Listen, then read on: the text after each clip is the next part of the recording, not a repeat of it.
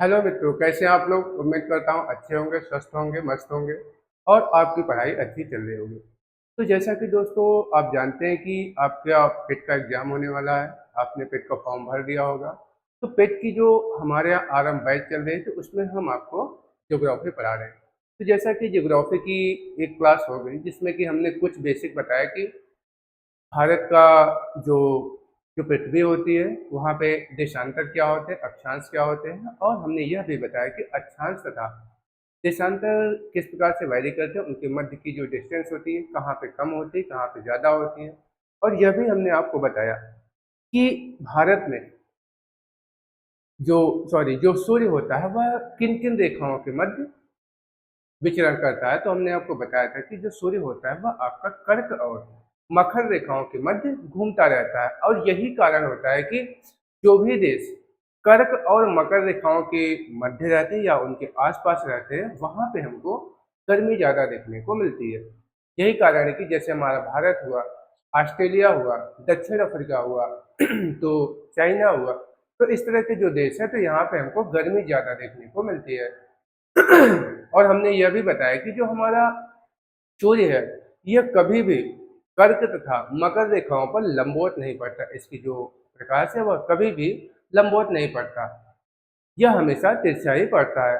और जब यह, क्योंकि यह घूमता रहता है कर्क और मकर रेखाओं के मध्य, तो जब यह मकर रेखा पर होता है तो भारत में अर्थात भारत में ठंडी होती, और जब यह कर्क रेखा पर होता है अर्थात 21 जून को जब यह कर्क रेखा पर होता है तो भारत में सर्वाधिक गर्मी का अनुभव हम करते हैं।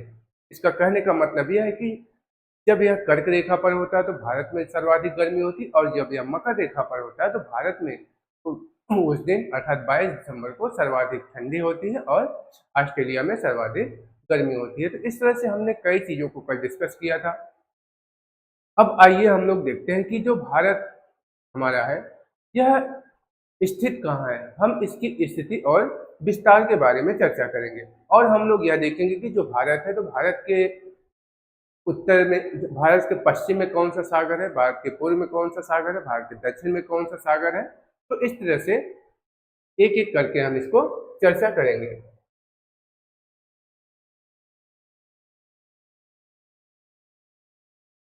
तो अगर हम लोग कोशिश करें दोस्तों, जैसे मान लीजिए,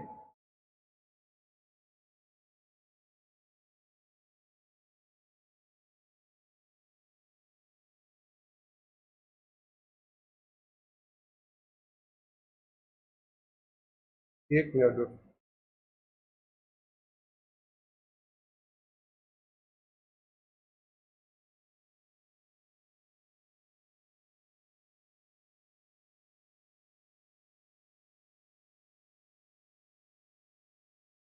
बैकग्राउंड हम लोग दूसरा लेते हैं।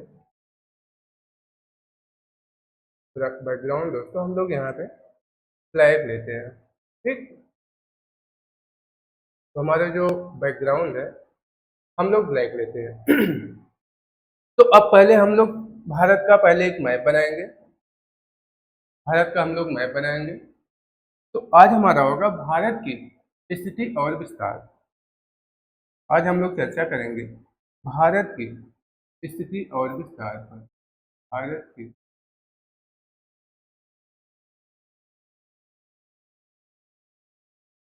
एक सेकंड,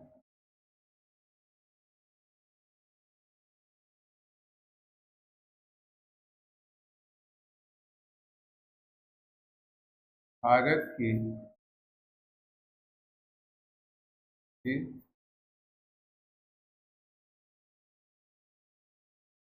और विस्तार।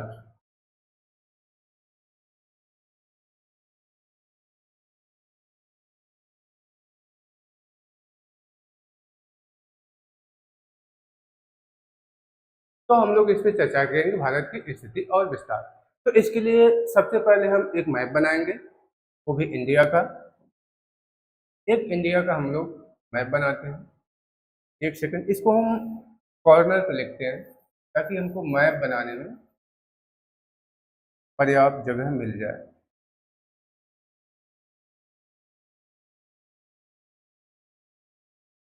भारत की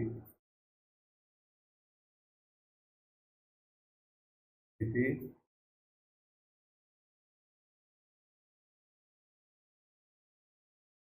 और विस्तार।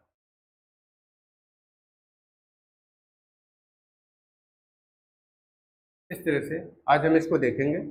और पहले हम लोग एक मैप ड्रॉ करते हैं। मैप मैप हमारा क्या है, इस तरह से कि आपका भारत का मैप है।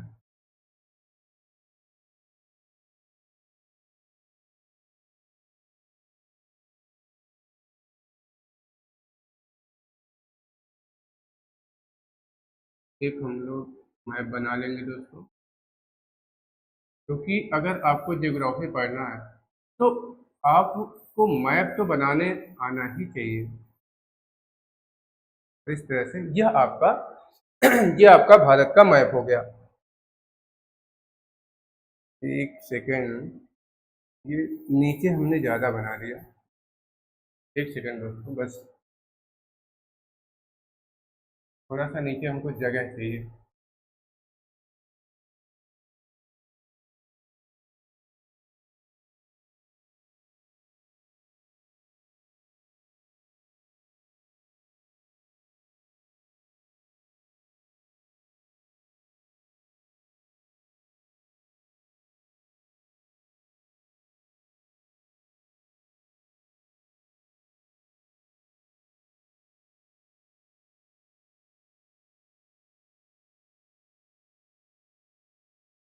जी, एक मिनट।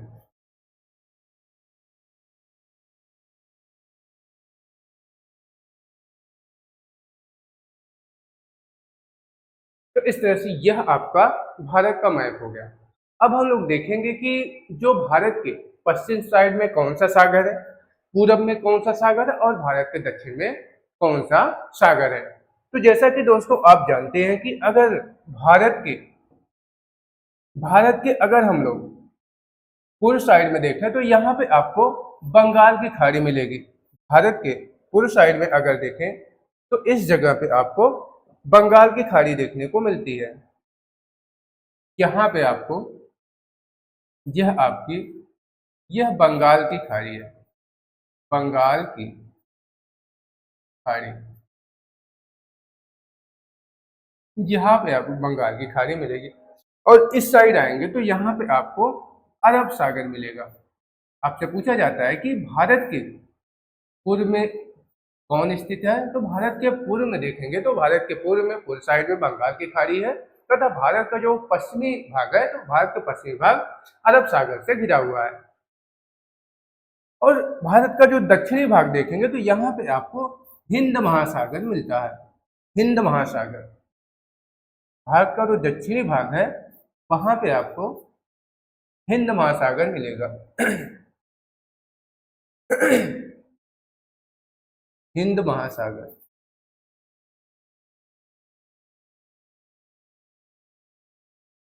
हिंद महासागर। तो भारत के दक्षिणी भाग में आपको सॉरी दोस्तों, भारत के दक्षिणी सिरा जो है वहां पे आपको हिंद महासागर मिलता है। तो आपसे पूछा जाता है कि भारत, ये जो अरब सागर है यह बंगाल की खाड़ी है, यह किसका हिस्सा है। तो अरब सागर तथा बंगाल की खाड़ी यह जो है यह आपका हिंद महासागर का हिस्सा है। और यह बंगाल की खाड़ी तथा जो अरब सागर है, अगर आपसे पूछा जाए कि बंगाल की खाड़ी तथा अरब सागर दोनों कहाँ पर आकर मिलते हैं, तो बंगाल की खाड़ी तथा अरब सागर दोस्तों दोनों आके यहाँ पे हिंद महासागर में मिलते हैं। और हिंद महासागर में कहाँ पे मिलते हैं, तो यह आपका है कन्याकुमारी।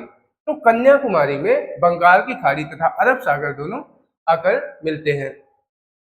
यहाँ पे आपका है, यह कन्याकुमारी है, यहाँ आपका कन्याकुमारी है। तो इस तरह से आपने देखा कि भारत के जो पश्चिम भाग है वहां पे अरब सागर है, पूर्व में बंगाल की खाड़ी है तथा ये जो अरब सागर तथा ये बंगाल की खाड़ी है, यह दोनों आके कन्याकुमारी में मिलते हैं। आप यहाँ पे लिख लेंगे कि अरब सागर, अरब सागर प्लस बंगाल की खाड़ी,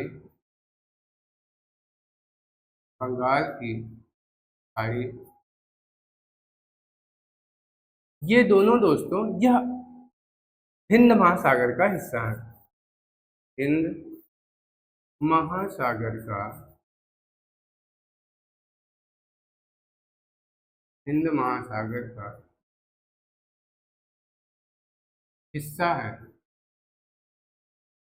आपको पता होगा कि जो ये अरब सागर तथा बंगाल की खाड़ी, ये दोनों किसका हिस्सा है? तो यह हिंद महासागर का हिस्सा है। और दूसरी बात अगर आपसे पूछा जाए कि यह ये जो अरब सागर तथा बंगाल की खाड़ी यह कहाँ पे मिलते हैं? तो यह कन्याकुमारी में मिलते हैं। दूसरा आपका पॉइंट होगा अरब सागर, अरब सागर तथा बंगाल की खाड़ी, बंगाल की खाड़ी कन्याकुमारी में मिलते हैं। कन्याकुमारी, और यही भारत का जो सबसे दक्षिणी स्थलीय बिंदु है, कन्याकुमारी में मिलते हैं।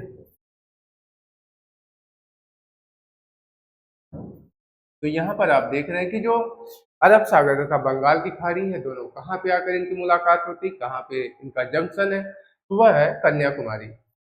तो इस तरह से जो अरब सागर है, बंगाल की खाड़ी, यह दोनों किसका हिस्सा है? तो अरब सागर और बंगाल की खाड़ी यह दोनों हिस्सा है हिंद महासागर का, और हिंद महासागर में यह अरब सागर तथा बंगाल की खाड़ी आके आपस में मिलते हैं। तो इस तरह से इतनी बातें आप याद रखेंगे। अगर आपसे कभी पूछा जाए कि जो हिंद महासागर है, सॉरी, जो अरब सागर है तथा जो बंगाल की खाड़ी है, यह किसका हिस्सा है? तो अरब सागर तथा बंगाल की खाड़ी यह हिंद महासागर का हिस्सा है।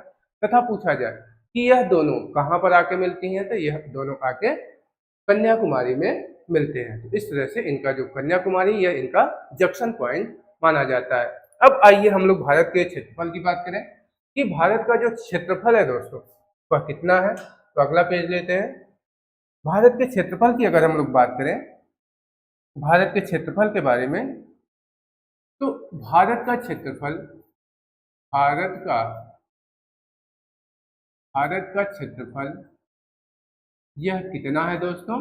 तो आपको पता होगा कि 32,87,263 वर्ग किलोमीटर इसका जो क्षेत्रफल है वह 32,87,263 वर्ग किलोमीटर, वर्ग मीटर नहीं है, ये वर्ग किलोमीटर है, वर्ग किलोमीटर।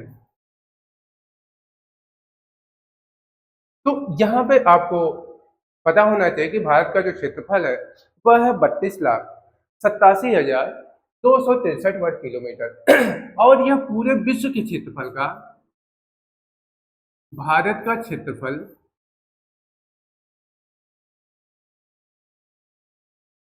पूरे विश्व के क्षेत्रफल का, पूरे विश्व के, विश्व के क्षेत्रफल का, पूरे विश्व के क्षेत्रफल का कितना परसेंट है दोस्तों? क्षेत्रफल का 2.4% है। आपसे पूछा जाता है कि भारत का क्षेत्रफल पूरे विश्व के क्षेत्रफल का कितना परसेंटेज है?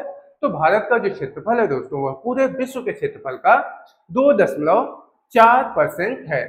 और अगर जनसंख्या में, अगर क्षेत्रफल में स्थान पूछा जाए, रैंकिंग पूछी जाए, तो यह क्षेत्रफल में पूरे विश्व में 7वें स्थान पर है। अगली बात अगर आप करेंगे कि इसकी रैंकिंग देखी जाए,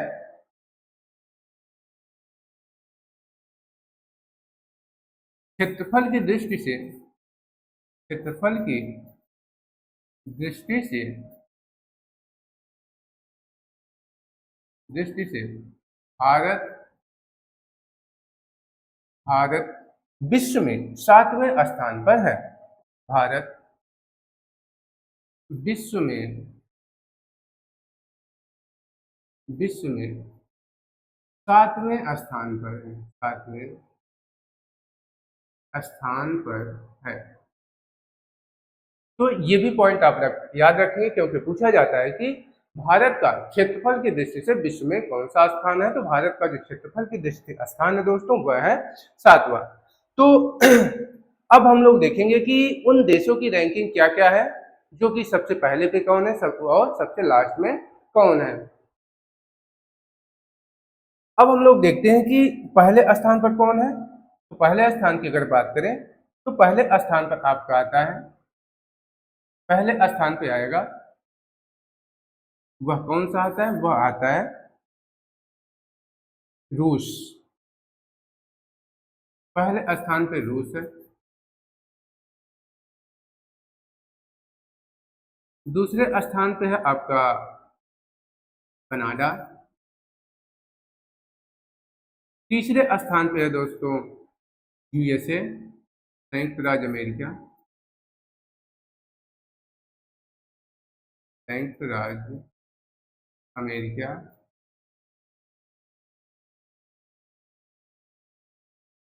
और तीसरी अगर चौथे स्थान पे देखें तो कौन सा देश है, रूस, सॉरी दोस्तों, रूस है, कनाडा, उसके बाद चीन है। इसके बाद आपका चीन है, ये यहाँ पे क्षेत्रफल के दृष्टि से जो तीसरा देश है वह आपका चीन है, चीन। उसके बाद संयुक्त राज्य अमेरिका, राज्य अमेरिका, जिसे कि आप यूएसए कहते हैं, यूएसए। और उसके बाद जो आपका देश है वह है ब्राजील।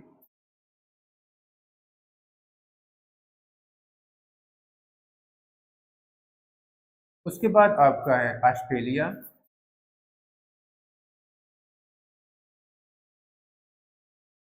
ऑस्ट्रेलिया। और फिर है भारत। और उसके बाद है आपका न्यूजीलैंड।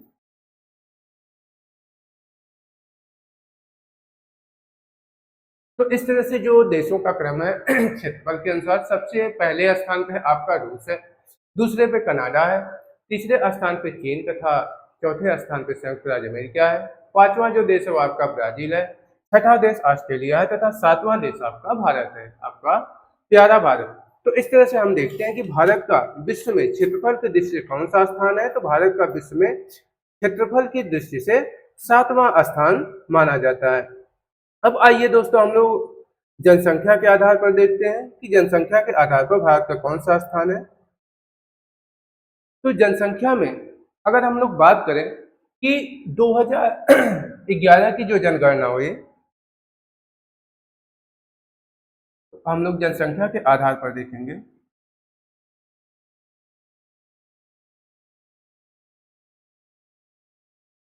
जनसंख्या के आधार पर तो इसमें क्या है कि जब 2011 की जनगणना हुई तो 2011 की जनगणना के अनुसार 2011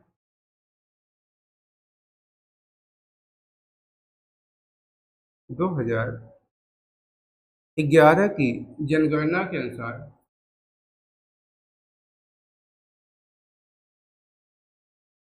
जनगणना के अनुसार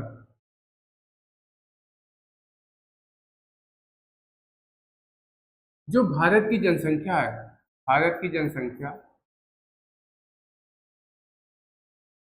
भारत की जनसंख्या कितनी है। तो यह है 121 करोड़, 121 करोड़। अभी तक भारत की जनगणना नहीं हुई है। तो अगर हम लोग बात करें कि 2011 की जनगणना के अनुसार भारत की जो जनसंख्या निर्धारित की गई थी वह थी 121 करोड़। और वह पूरे विश्व की जनसंख्या का कितना परसेंटेज थी। तो यहाँ पे आप लोग देखेंगे कि जो पूरे विश्व की जनसंख्या थी,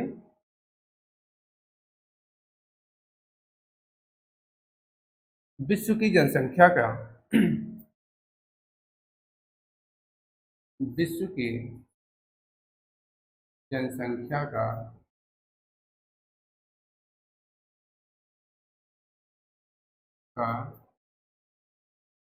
17.5%। अर्थात कहने का मतलब यह है कि भारत की जो जनसंख्या है वो पूरे विश्व की जनसंख्या का 17.5% मानी जाती है। और विश्व जनसंख्या सूचकांक में अगर भारत का स्थान पूछे, विश्व जनसंख्या सूचकांक में विश्व जनसंख्या सूचकांक की बात अगर हम लोग करें तो सबसे पहले स्थान पर कौन है? तो सबसे पहले स्थान पर जो है दोस्तों वह है आपका भारत। दूसरे स्थान पे बात करें तो वह है चाइना। और तीसरे स्थान की बात करें तो वह आपका है यूएसए। तो इस तरह से जो जनसंख्या में भारत का क्रम है वह कौन कौन सा है? पहले स्थान पे है भारत, दूसरे स्थान पे चाइना तथा तीसरे स्थान पे यूएसए है। तो हमने आपको बताया कि अगर जनसंख्या की दृष्टि से देखा जाए तो भारत का विश्व में जो स्थान है वह पहला है तथा दूसरे स्थान पे कौन है? चाइना है। तीसरे स्थान पर यूएसए है। तथा अगर पूछा जाए कि जो भारत की जनसंख्या है वह पूरे विश्व की जनसंख्या का कितना परसेंटेज है, तो भारत की जो जनसंख्या है वो पूरे विश्व की जनसंख्या का लगभग 17.5% आंकी गई है। और स्थान पूछे कि भारत का विश्व में जनसंख्या के आधार पर स्थान कौन सा है, तो स्थान है पहला, उसके बाद दूसरे पर चाइना है, तीसरे पर यूएसए है। तो इस प्रकार से आपने भारत के बारे में देखा। अब आइए देखते हैं हम लोग भारत की जो स्थिति और विस्तार है। अभी तक हम भारत के बारे में देख रहे थे कि भारत का क्षेत्रफल कैसे है, भारत का क्षेत्रफल में कौन सा स्थान है, और भारत का जनसंख्या विश्व की जनसंख्या के कितने परसेंटेज है, और भारत का जो क्या कहते हैं कि जनसंख्या में स्थान है वह किस प्रकार से है। अब आइए हम लोग भारत की जो स्थिति है उसको देखते हैं कि भारत का जो विस्तार उत्तर में है वह कहाँ तक है, कितने डिग्री तक है, दक्षिण में कितने डिग्री तक है, और भारत का जो पूर्व विस्तार है वह कहाँ तक है, और भारत का पश्चिम में जो विस्तार पाया जाता है वह कहाँ तक है। तो आइए उस पर हम लोग चर्चा करते हैं। नेक्स्ट पेज लेते हैं और हम लोग अब देखते हैं भारत की स्थिति व विस्तार को। सॉरी, हम लोग देखेंगे भारत की, इसके पहले हमने आपको हेडिंग दिलाया था लेकिन वो भी सही है, लेकिन यहाँ पे हम एक बार लिख दे रहे हैं स्थिति एवं विस्तार।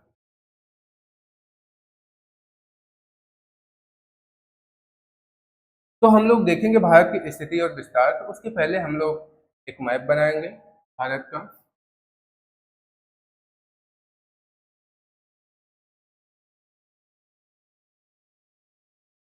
ये आपका प्यारा भारत है।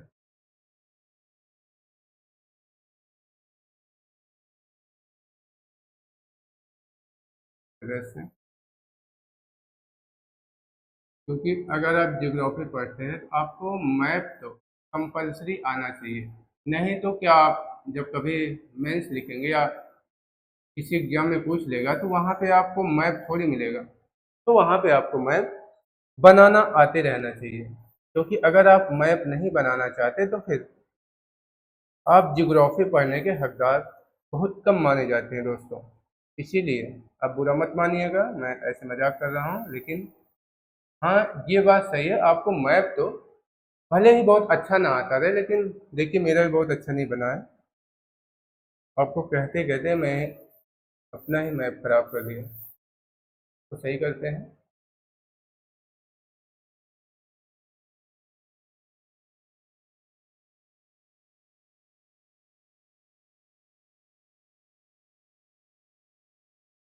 तो इस तरह से यह आपका भारत का मैप है। आइए अब हम लोग देखते हैं कि इसका उत्तर में विस्तार कहाँ तक है और इसका जो दक्षिण में विस्तार है वह कहाँ तक पाया जाता है।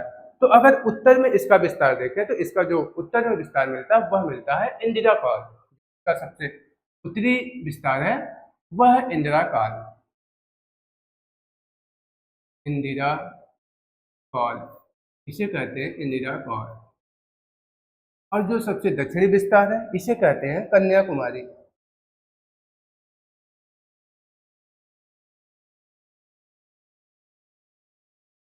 कन्याकुमारी। और इसका जो पश्चिमी विस्तार है दोस्तों, यह आपका है गुजरात का एक स्थान पड़ता है, उसका नाम है गहीरमाथा। तो यह गुजरात में है, गुजरात का एक स्थान है, वह है गहीरमाथा। कुहार मोती भी कहते हैं, गहीरमाथा भी कहते हैं, आप दोनों बोल सकते हैं। और जो पूर्व इसका विस्तार है वह अरुणाचल प्रदेश के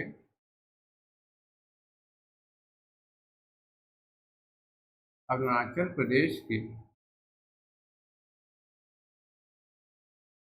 वह किविथु तक, किविथु तक। तो इसका जो पूर्व विस्तार है वह किविथु तक, जो कि अरुणाचल प्रदेश में स्थित है, तथा जो पश्चिमी विस्तार है वह गहीरमाथा, जो कि गुजरात में है, तथा दक्षिण जो विस्तार इसका है वह पाया जाता है कन्याकुमारी तक। ये तो इसका स्थलीय विस्तार की बात कर रहे हैं। अगर आपको संपूर्ण विस्तार की बात किया जाए कि भारत का जो संपूर्ण दक्षिणी विस्तार है वह कहाँ है, तो वह आपका इंदिरा पॉइंट होगा, जो कि ग्रेट निकोबार में स्थित है। तो अभी उसको हम बाद में चर्चा करते हैं कि किस प्रकार से है। तो आइए पहले इसको हम लोग देखते हैं कि इसका जो ये विस्तार है वह कहाँ कहाँ तक है। और ये जो आपका दोस्तों कन्याकुमारी है, इसका जो पुराना नाम है वह है केप कमोरिन। कन्याकुमारी को अगर इसके ओल्ड नाम की बात करें तो इसे कहते हैं केप कमोरिन, केप कमोरिन। कन्याकुमारी का जो पुराना नाम है वह केप कमोरिन कहलाता है। तथा भारत का जो और दक्षिणी विस्तार है तो उसको हम लोग देखेंगे कहाँ कहाँ तक है। तो इस तरह से आपका ये अंडमान निकोबार द्वीप समूह है, अंडमान निकोबार द्वीप समूह। और यहीं पे ग्रेट निकोबार में आपकी एक जगह पड़ती है, उसका नाम है वह है ग्रेट निकोबार। यहाँ पे इंदिरा पॉइंट है, पॉइंट जो कि यह कहाँ पे स्थित है, तो यह ग्रेट निकोबार में है, ग्रेट निकोबार।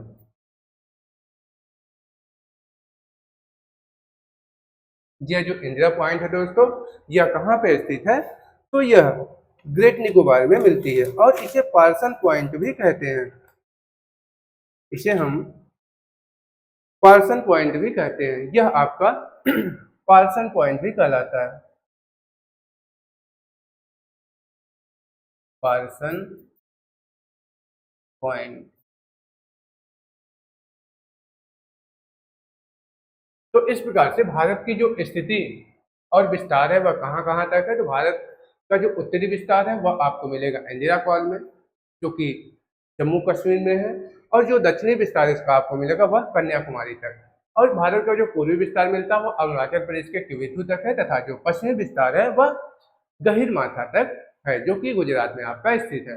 और इस प्रकार से अगर हम लोग बात करें कि इसकी जो उत्तर से दक्षिण जो लंबाई है वह कितनी है, भारत की जो उत्तर से दक्षिण लंबाई है दोस्तों वह कितनी है, तो उसको हम लोग देखते हैं। यहाँ से यहाँ तक यह भारत की जो उत्तर से दक्षिण लंबाई है यह है 3214 किलोमीटर। यह आपकी 3214 किलोमीटर। तथा पूर्व से पश्चिम की अगर हम लोग बात करें कि पूर्व से पश्चिम इसकी लंबाई कितनी है, पूरा यहाँ तक, यहाँ पे नहीं चाहिए, एक मिनट।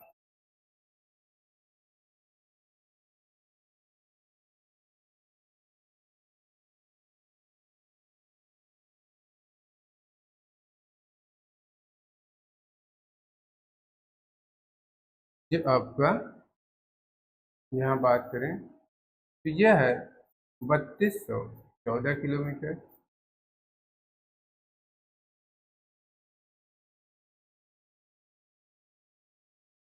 ये यहाँ तक। और अगर पूर्व से पश्चिम की हम लोग बात करें कि इसका विस्तार, इसकी लंबाई कितनी है, तो यह है आपकी 2933 किलोमीटर, ये आपकी 2933 किलोमीटर, यह आपकी यहाँ से यहाँ तक इसकी लंबाई मानी जाती है। तो अब अगर आपसे पूछा जाए कि भारत का जो उत्तरी विस्तार है, भारत का जो उत्तरी सबसे बिंदु है वह आपका इंदिरा कॉल है, जो दक्षिणी बिंदु है वह कन्याकुमारी है। यह और यहाँ पे एक बात आप याद रखेंगे कि अगर पूछा जाए कि भारत का जो दक्षिण की ओर जो स्थलीय विस्तार है वह कहाँ तक है, तो वह कन्याकुमारी तक है, अर्थात केप कमोरिन तक है। अगर भारत का संपूर्ण विस्तार की बात करें तो भारत का जो संपूर्ण विस्तार है वह आपका मिलेगा इंदिरा पॉइंट, जो कि ग्रेट निकोबार में स्थित है। तो भारत का संपूर्ण विस्तार अगर बात करें तो इंदिरा पॉइंट है, जिसे कि पार्सन पॉइंट कहते हैं, और वह ग्रेट निकोबार में स्थित है। बाकी जो भारत का स्थलीय दक्षिण की तरफ विस्तार है वह आपका कन्याकुमारी केप कमोरिन में मिलता है। और भारत का जो पूर्वी तरफ विस्तार है वह आपका अरुणाचल प्रदेश के किबिथु तक है, तथा भारत का जो पश्चिम में विस्तार है पश्चिम की तरफ वह है गुजरात के गहिर मार्गा तक, या फिर इसे गुहार मोती भी कह सकते हैं। आप इसे गुहार मोती भी लिख सकते हैं अगर आपको कंफ्यूजन हो रहा हो, इसे दोनों कहते हैं। ये आपका गुहार मोती भी कहलाता है, जो कि भारत का ये पश्चिमी विस्तार है। अब अगर यहीं पे हम इसके अक्षांशी और देशांतरी विस्तार की बात करें तो इसका जो उत्तरी अक्षांश है दोस्तों यह आपका है, चलिए उसको अभी हम नेक्स्ट पेज पे ले लेते हैं कि भारत का अक्षांशीय और देशांतरी विस्तार कहाँ कहाँ तक है। तो आइए नेक्स्ट पेज पे हम लोग चलते हैं। यहाँ पे हमने आपको बताया, आप यहाँ पे लिख भी सकते हैं।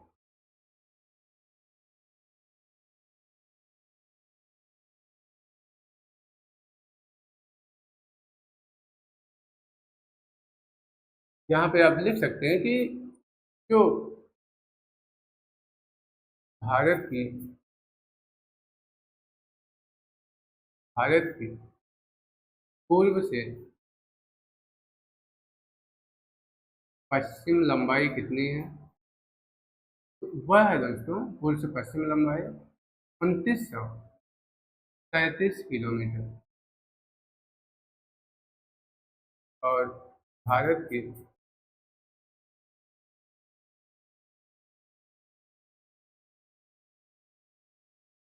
उत्तर से दक्षिण लंबाई कितनी है, तो वह है 3214 किलोमीटर।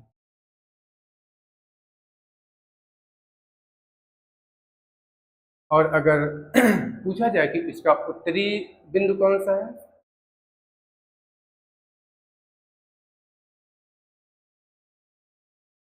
इसको आप न लिखिए, आप मैप से देख लीजिए कि इसका उत्तरी बिंदु आपका इंदिरा कॉल है, इसका दक्षिणी बिंदु कन्याकुमारी, तथा इसका जो पूर्वी बिंदु है वह किबिथु में है, तथा जो पश्चिमी बिंदु है वह आपका है गुजरात के गहिर गुहार मोती में। और इस तरह से अगर भारत का स्थलीय और जलीय विस्तार दक्षिण की तरफ पूछे तो यहाँ पे आप एक बात याद रखिए, एक बात नोट कर लीजिए जो कि आपके लिए महत्वपूर्ण है।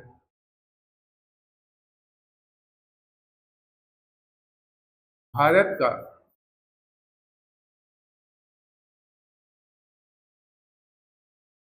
दक्षिण की ओर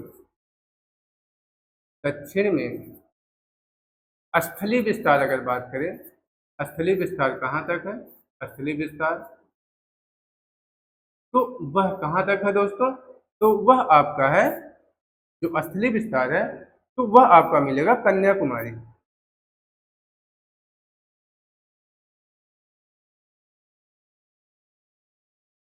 वह मिलेगा कन्याकुमारी, जिसे कि आप केप कमोरिन कहते हैं, केप कमोरिन। और अगर आपसे स्थलीय और जलीय विस्तार दोनों की बात करें, भारत का जो स्थलीय और जलीय विस्तार है अगर दोनों की बात करें कि कहाँ पे है, या संपूर्ण विस्तार की बात कर ले, अगर पूछा जाए आपसे कि भारत का दक्षिण की ओर दक्षिण में भारत का संपूर्ण विस्तार की बात करें जिसमें स्थलीय और जलीय दोनों शामिल है, संपूर्ण विस्तार, तो वह है आपका इंदिरा पॉइंट। इंदिरा पॉइंट, जिसे आप पार्सन पॉइंट भी कहते हैं, पार्सन पॉइंट भी कहते हैं। यह आपका है इंदिरा पॉइंट, जो कि भारत का संपूर्ण दक्षिणी विस्तार माना जाता है, जिसमें कि आपका जलीय और स्थलीय विस्तार दोनों शामिल है। तो वह है आपका इंदिरा पॉइंट, जिसे पार्सल पॉइंट कहते हैं। अब आइए भारत का अक्षांशीय और देशांतरी विस्तार हम लोग देखते हैं कि भारत का जो अक्षांशीय और देशांतरी विस्तार है वह किस प्रकार से है। भारत का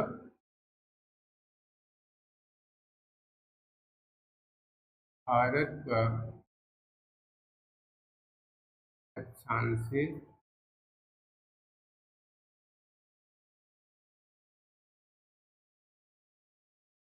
अक्षांशीय और देशांतरी विस्तार,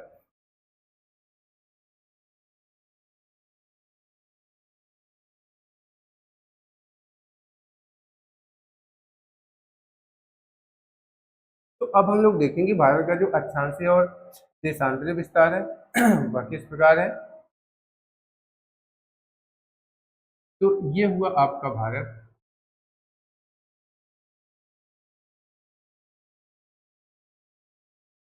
ये आपका भारत है।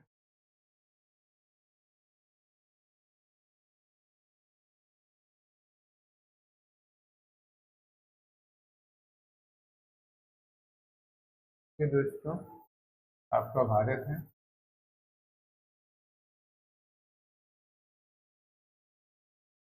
ये आपका भारत है।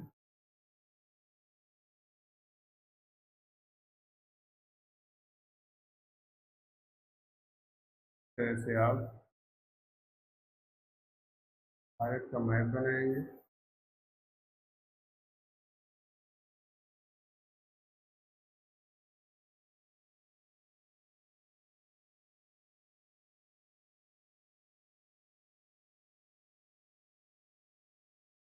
तो ये दोस्तों आपका हो गया भारत।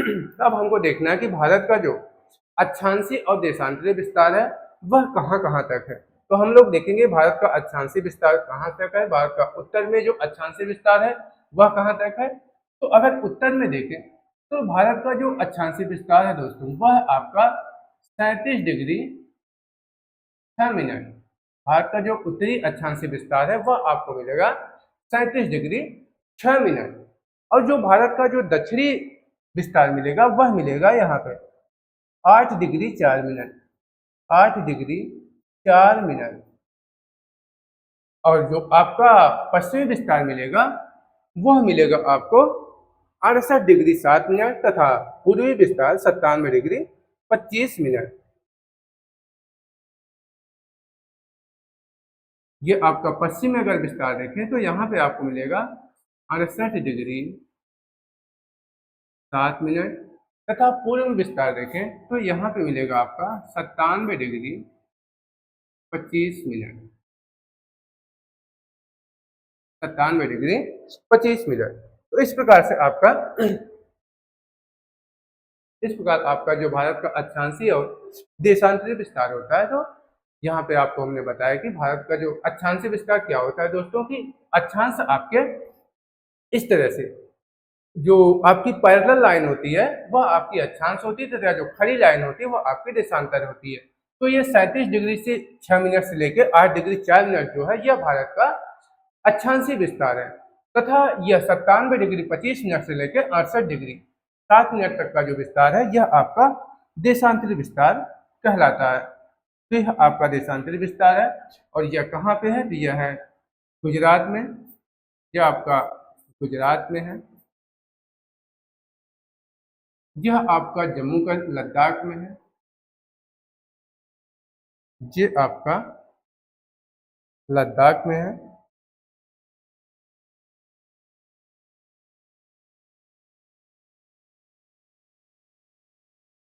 इसका जो उत्तरी विस्तार है वह लद्दाख में तथा यह 8 डिग्री 4 मिनट यह आपको कन्याकुमारी में मिलेगा अर्थात तमिलनाडु में।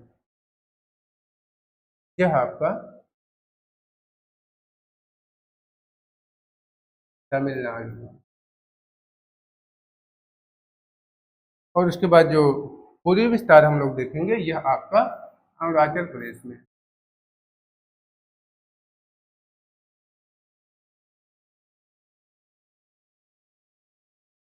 प्रदेश जो कि यहाँ पे किविथु है, तो किविथु तक इसका विस्तार पाया जाता है। और भारत का अगर जो सबसे दक्षिणी विस्तार देखें तो वह कहाँ तक मिलता है, तो वह मिलता है आपका, जैसे मान लीजिए आपका यहाँ पे अंडमान निकोबार द्वीप समूह है, तो सबसे जो दक्षिणी विस्तार भारत का मिलता है, जो सबसे दक्षिणी अक्षांशीय विस्तार, वह मिलता है आपका यहाँ पर। कहाँ तक मिलता है, तो वह मिलता है दोस्तों 6 डिग्री 45 मिनट, 6 डिग्री 45 मिनट। और यह कहाँ पे है, तो यह है ग्रेट निकोबार में, ग्रेट निकोबार। तो इस प्रकार से भारत का अगर संपूर्ण अक्षांशीय विस्तार दक्षिण की तरफ पूछा जाए तो वह होगा 6 डिग्री 45 मिनट, तथा अगर केवल स्थलीय विस्तार पूछा जाए दक्षिण की तरफ तो वह है 8 डिग्री 4 मिनट, और उत्तर की तरफ 37 डिग्री 6 मिनट जो कि लद्दाख में है, तथा पूर्व की तरफ अरुणाचल प्रदेश में जो कि 97 डिग्री 25 मिनट है, तथा पश्चिम में गुजरात में 68 डिग्री 7 मिनट मिलता है। तो इस तरह से जो भारत का अक्षांशीय और देशांतरीय विस्तार है, तो आप इस तरह से देख सकते हैं कि उत्तर में कहाँ कहाँ तक है, दक्षिण में कहाँ तक है, पूर्व में कहाँ तक है, और पश्चिम में कहाँ तक मिलता है। तो इस प्रकार से ये हो गया। और यह बात आप हमेशा याद रखेंगे कि जो भारत का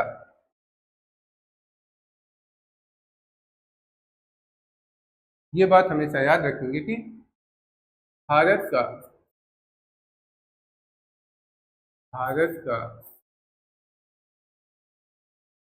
दक्षिण में भारत का दक्षिण में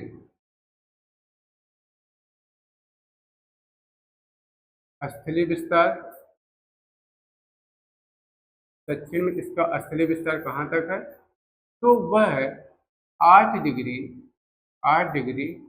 4 मिनट। यह आपका दक्षिण में स्थलीय विस्तार मिलेगा।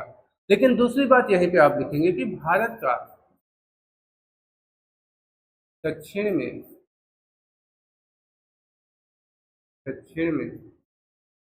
संपूर्ण विस्तार,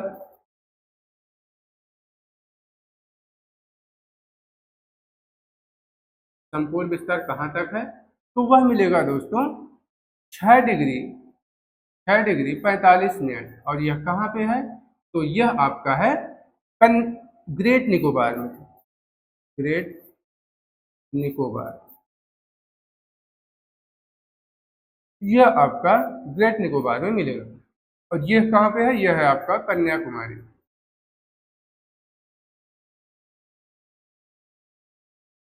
कन्याकुमारी। तो यह बात आप याद रखेंगे कि भारत का अगर दक्षिण की ओर स्थलीय विस्तार पूछा जाए तो वह 8 डिग्री 4 मिनट जो कि आपको कन्याकुमारी में मिलता है। और भारत का अगर संपूर्ण विस्तार की बात करें तो वह मिलेगा आपको ग्रेट निकोबार में, और जो अक्षांशीय विस्तार है वह है 6 डिग्री 45 मिनट। तो इस तरह से दोस्तों आप भारत का जो स्थलीय और देशांतरीय विस्तार था हमने आपको बताया। अब आइए हम लोग देखते हैं कि कर्क रेखा के बारे में, और हम लोग चलते हैं कि देखते हैं कि कर्क रेखा क्या है और किस तरह से भारत में कहां से गुजरती है।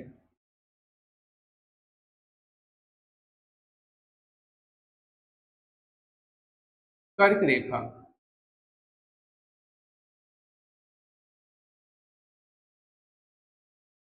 इंग्लिश में ट्रॉपिक ऑफ कैंसर,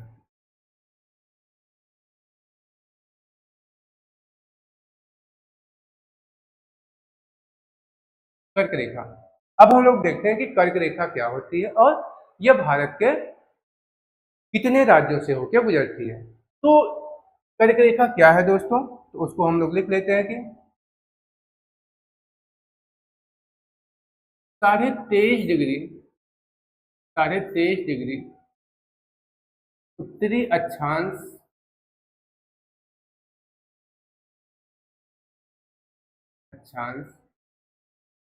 कर्क रेखा कहलाती है, कर्क रेखा कहलाती है। 23.5 डिग्री उत्तरी अक्षांश कर्क रेखा कहलाती है।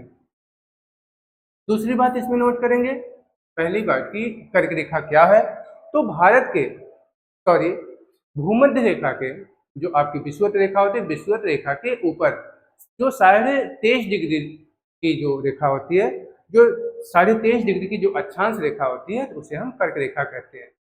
तो जो 23.5 डिग्री उत्तरी अक्षांश रेखा होती है, कर्क रेखा कहलाती है। और यह भारत के कर्क रेखा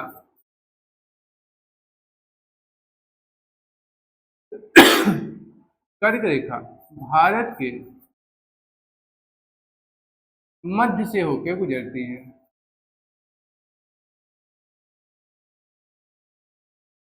मध्य से होकर गुजरती है। तीसरी बात हम लोग देखेंगे कि कर्क रेखा पर कर्क रेखा पर भारत के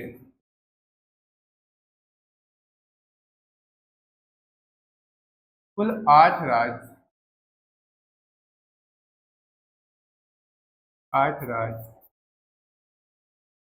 स्थित हैं। तो जो कर्क रेखा होती है दोस्तों, उस पे वह भारत के मध्य से होकर गुजरती है, और ये जो 23.5 डिग्री उत्तरी अक्षांश रेखा होती है, वह कर्क रेखा कहलाती है। यह भारत के मध्य से होकर गुजरती है तथा भारत के कुल 8 राज्य कर्क रेखा पर स्थित माने जाते हैं। अर्थात जो भारत है, तो भारत के जो 8 राज्य हैं, अर्थात भारत के 8 राज्यों से होकर कर्क रेखा गुजरती है। वह कौन कौन से राज्य हैं, तो यहाँ पे आप लिख लेंगे कि गुजरात है, गुजरात, राजस्थान, गुजरात, राजस्थान, मध्य प्रदेश, छत्तीसगढ़, मध्य प्रदेश, छत्तीसगढ़,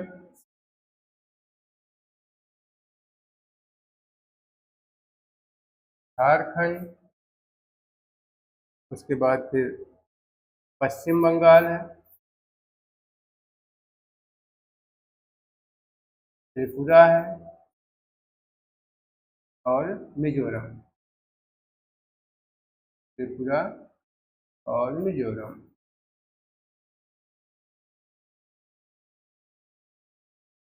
1 2 3 4 5 6 7 8। तो इस तरह से 8 राज्य ऐसे हैं जो कि जिनसे होकर कर्क रेखा गुजरती है। तो कर्क रेखा भारत के 8 राज्यों से होकर गुजरती है, और यह कर्क रेखा क्या है, तो जो 23.5 डिग्री उत्तरी अक्षांश रेखा होती है, वह कर्क रेखा कहलाती है। यह भारत के मध्य से होकर गुजरती है तथा भारत के यह 8 राज्यों से होकर गुजरती है। तो आइए देखते हैं कि वह 8 राज्य कौन कौन से हैं दोस्तों, जो कि कर्क रेखा से होकर जिनसे कर्क रेखा होकर गुजरती है। तो यहाँ पे आप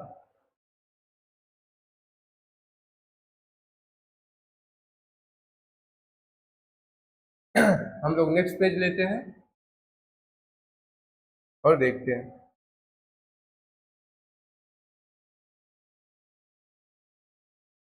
पहले भारत का मैप बनाते हैं हम लोग,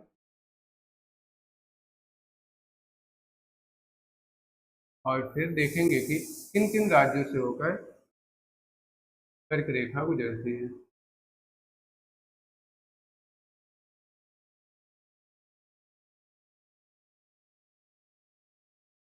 ये आपका मैप है।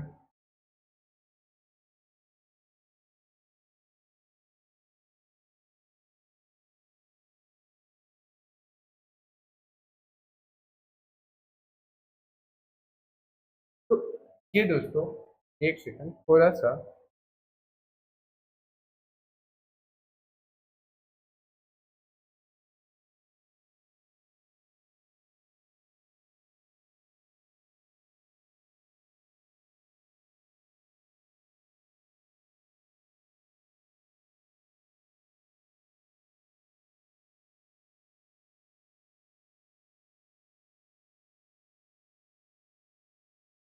ये दोस्तों भारत का मैप हम लोग बनाते हैं।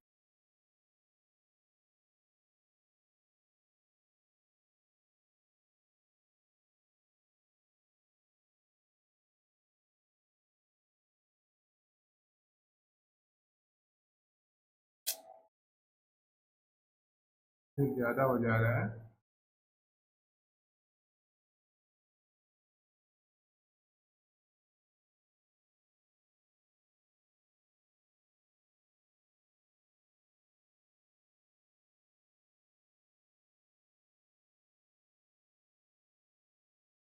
एक मिनट, 1 मिनट टाइम दीजिए बस।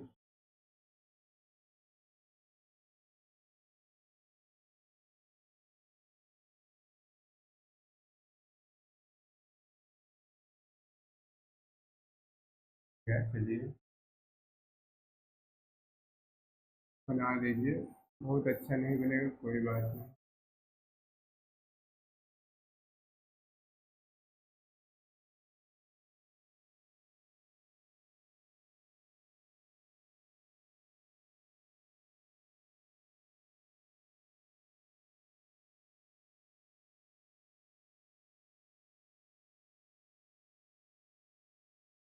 इस तरह से ये आपका भारत हो गया।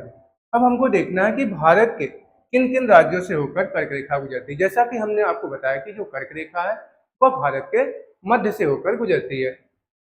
तो यह आपकी कर्क रेखा है दोस्तों। मान लीजिए आपकी ये कर्क रेखा है, इसको आप रेड से ले लीजिए। यह आपकी कर्क रेखा है, ये आपकी कर्क रेखा है, कर्क रेखा। तो अब हम लोग देखते हैं कि कर्क रेखा पर कौन कौन से राज्य स्थित हैं। भारत के कौन कौन से ऐसे राज्य हैं जो कि कर्क रेखा पर स्थित है। तो पहला जो राज्य है वह हमारा गुजरात है। यहाँ पे आपको गुजरात मिलेगा, गुजरात। उसके बाद फिर यहीं पे आपको राजस्थान मिलेगा, राजस्थान। उसके बाद फिर आपको आगे बढ़ेंगे तो आपको जो अगला राज्य मिलेगा वह मिलेगा दोस्तों मध्य प्रदेश, मध्य प्रदेश। उसके बाद फिर छत्तीसगढ़ मिलेगा, उसके बाद फिर आपको छत्तीसगढ़ मिलेगा।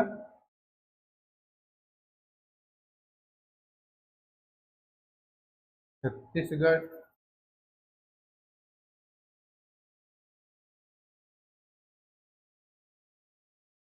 यहाँ पे आपको छत्तीसगढ़ मिलेगा। फिर यहाँ पे आपको झारखंड मिलेगा, झारखंड। और फिर जो अगला राज्य मिलेगा वह कौन सा है, तो उसको हम लोग देखेंगे अगला राज्य कौन सा है। तो अगला राज्य जो आपको मिलेगा पश्चिम बंगाल। यहाँ पे आपको पश्चिम बंगाल मिलेगा, पश्चिम बंगाल। फिर त्रिपुरा मिलेगा। यहाँ पे आगे आपको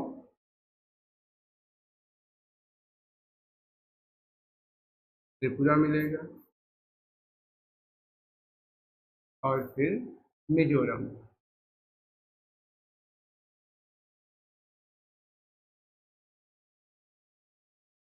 तो कुल कितने राज्य हो गए? 1 2 3 4 5 6 7 8। तो 8 ऐसे राज्य हैं, 8 ऐसे राज्य हैं जिनसे होकर कर्क रेखा गुजरती है। तो आपसे पूछा जाता है कि भारत के कितने राज्यों से कर्क रेखा होकर गुजरती है। तो भारत के कुल 8 राज्य हैं जिनसे कर्क रेखा होकर गुजरती है। और वह राज्य कौन कौन से हैं? तो वह राज्य है गुजरात है, राजस्थान है, मध्य प्रदेश है, छत्तीसगढ़ है, झारखंड है, पश्चिम बंगाल, त्रिपुरा और मिजोरम है। तो वह कुल राज्य हैं। तो आप यहाँ पे लिख लेंगे कर्क रेखा से गुजरने वाले कौन कौन से राज्य हैं। तो यहाँ पे आप लिख लेंगे कि गुजरात है, गुजरात, राजस्थान,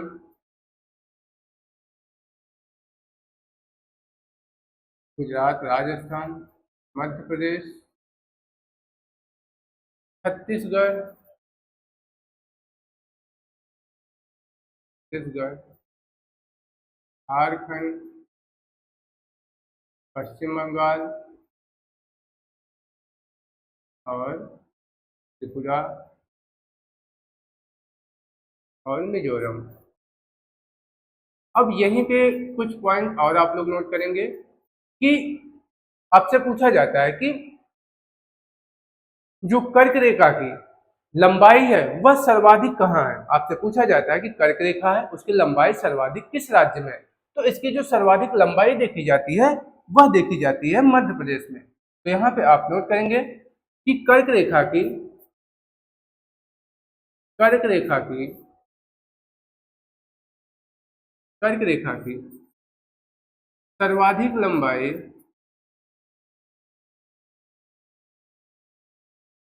सर्वाधिक लंबाई मध्य प्रदेश में है।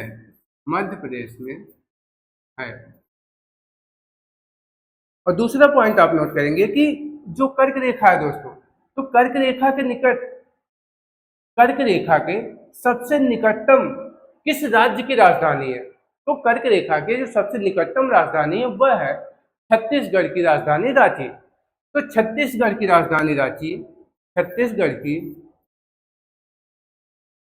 छत्तीसगढ़ की राजधानी रांची छत्तीसगढ़ की राजधानी रांची छत्तीसगढ़ की राजधानी जो रांची है दोस्तों, यह कर्क रेखा के सबसे निकटतम है। कर्क रेखा के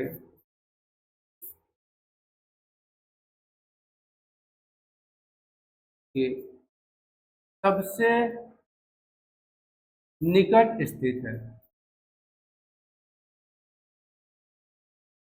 आपसे पूछ लिया जाता है कि वह किस राज्य की राजधानी है, अर्थात कौन सा शहर जो कर्क रेखा के सबसे नजदीक स्थित है। तो वह शहर है रांची। और यह रांची क्या है, तो यह रांची छत्तीसगढ़ की राजधानी है। तो आपसे कभी कभी राज्य पूछ लिया जाता है कि वह कौन सा ऐसा राज्य है जिसकी राजधानी कर्क रेखा के सबसे नजदीक स्थित है, तो वह राज्य है छत्तीसगढ़। दूसरा बात आपसे पूछ लिया कि वह कौन सा शहर है जो कि कर्क रेखा के सबसे नजदीक स्थित है, तो वह है यह ये रांची, जो कि छत्तीसगढ़ की राजधानी मानी जाती है। और दूसरी बात, अगर पूछा जाए कि कर्क रेखा से सबसे दूरस्थ राजधानी किस राज्य की है, तो वह है राजस्थान की, और वह है जयपुर। आप इसको भी लिख लेंगे। कर्क रेखा के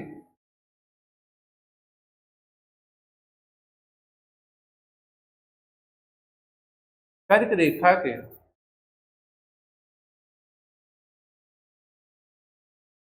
सबसे दूरस्थ राजधानी राजधानी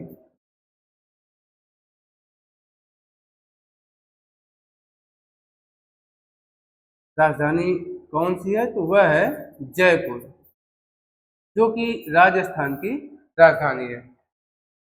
और अगला पॉइंट आप नोट कर लेंगे कि कर्क रेखा के आपसे पूछे आप देख रहे हैं कि जितने भी राज्य मैक्सिमम इसमें देखने को मिल रहे हैं कि मैक्सिमम अधिकतम कर्क रेखा के उत्तर दिशा में है। तो अगर आपसे पूछा जाए कि कर्क रेखा के दक्षिण में कर्क रेखा के नीचे कितने राज्य स्थित हैं, उन राज्यों का नाम बताए। तो कर्क रेखा के जो नीचे राज्य स्थित है वह कौन कौन से हैं, तो वह है आपके झारखंड, त्रिपुरा और मिजोरम। तो यहाँ पे आप लिख लेंगे कर्क रेखा के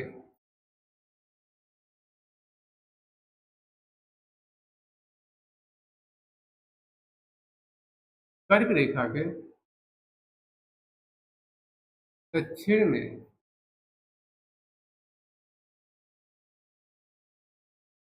तीन राज्य स्थित हैं।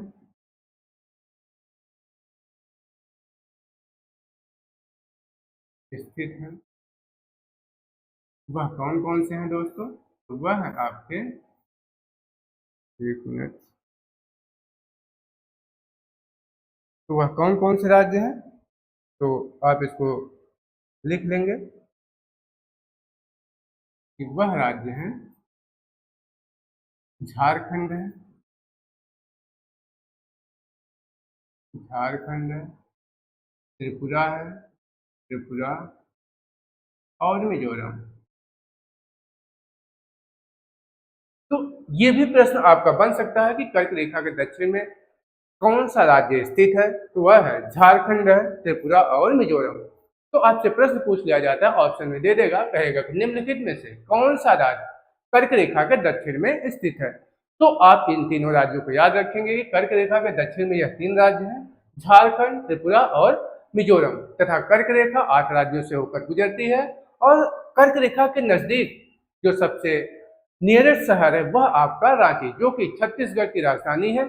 तथा कर्क रेखा से सबसे दूरस्थ स्थित कौन सा राज्य है, कौन सा शहर है, वह है जयपुर, जो कि राजस्थान की राजधानी है। तो आपसे पूछा जाता है कि वह कौन सा ऐसा राज्य है जिसकी राजधानी कर्क रेखा से सबसे दूरस्थ स्थित है, तो वह है आपका जयपुर, जो कि राजस्थान की राजधानी मानी जाती है। तो इस प्रकार से दोस्तों आपको हमने बताया कर्क रेखा के बारे में कि कर्क रेखा भारत, तो कर्क रेखा क्या है, यह 23.5 डिग्री उत्तरी अक्षांश जो रेखा होती है उसे हम कर्क रेखा कहते हैं। यह भारत के मध्य से होकर गुजरती है तथा भारत के 8 राज्यों से होकर गुजरती है। और भारत के 8 राज्यों में कौन कौन से हैं, हमने आपको बताया कि गुजरात है, राजस्थान है, मध्य प्रदेश है, छत्तीसगढ़ है, झारखंड है, पश्चिम बंगाल तथा त्रिपुरा और मिजोरम है।